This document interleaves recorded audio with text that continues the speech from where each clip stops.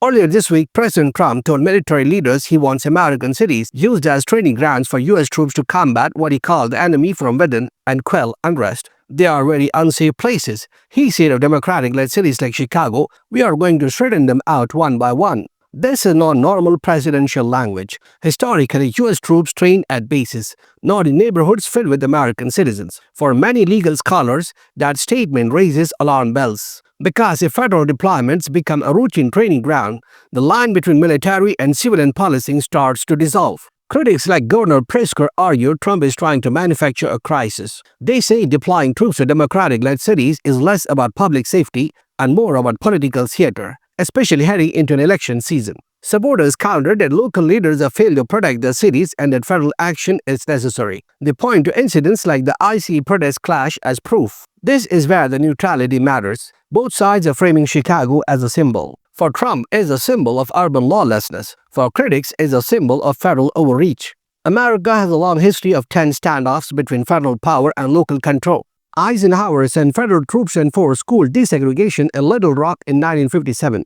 The National Guard was used during civil rights protests, riots, and after natural disasters. But the difference now is the narrative.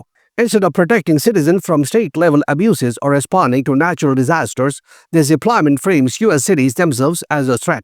That's a dramatic shift. It shows what's likely: lawsuits, legal challenges, more protests, and maybe even more escalation.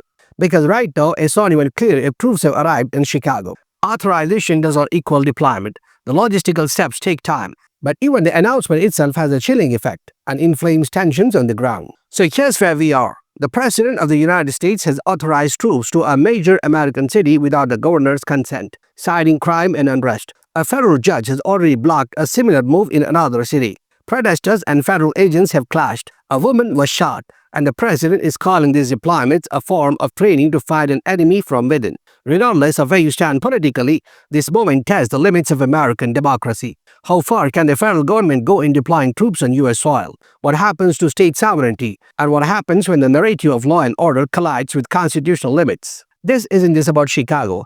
It's about what kind of country we want to be and what powers we are willing to let the government use in our own streets. I'm Mazhar Ali, and this is your channel. Stay informed, stay curious.